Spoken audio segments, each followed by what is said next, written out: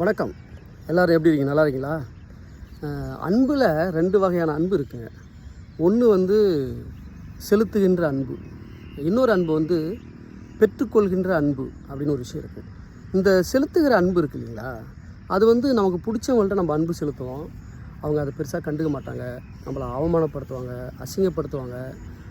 இந்த நாய் நம்மளை சுற்றி தான் இருக்கும், நம்மளை சுற்றி தான் வரும், இது வேறு எங்கேயும் போகாது அப்படின்னு ஒரு கர்வமாக நினைப்பாங்க.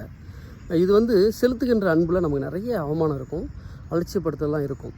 ஆனால் அந்த பெற்றுக்கொள்கின்ற அன்புன்னு ஒன்று இருக்கு இல்லைங்களா, அவங்கள நம்ம முன்ன பின்ன கூட பார்த்துருக்க மாட்டோம், அவங்கள பற்றி யோசிச்சிருக்க மாட்டோம். ஆனால் நம்மளுடைய சோசியல் மீடியாவில் நம்மளுடைய ஒரு ஃபோட்டோவை பார்த்துட்டு, இல்லை நம்ம எழுதின ஒரு நல்ல ஒரு கவிதையை பார்த்துட்டு, ஒரு நல்ல பதிவு பார்த்துட்டு கூட அவங்க நம்மளை சந்திக்கணும்னு ஆசைப்படுவாங்க. நம்ம கூட ஒரு டீ சாப்பிட்ணும், இல்லை நம்ம கூட ஒரு லஞ்சு சாப்பிட்ணும், நம்ம கூட ஒரு செல்ஃபி எடுக்கணும் அப்படின்னு சொல்லிட்டு அவங்க நம்ம மேலே பெரிய பேரன்பை செலுத்துவாங்க. ஆனால் அதை நம்ம பெருசாக கண்டுக்க மாட்டோம். இவர் யாருன்னே தெரில, இவர் எதோ சந்திக்கலாங்கிறாரு, நம்ம கூட செல்ஃபி எடுக்கணும்னு சொல்கிறாரு, நம்ம கூட செல்ஃபி எடுக்கிற அளவுக்கு நம்ம ஒன்றும் பெரிய ஆள் இல்லையே அப்படிலாம் நம்ம அந்த பெற்றுக்கொள்ளும் அன்பை நம்ம ரொம்ப சாதாரணமாக நினச்சிடுவோம்.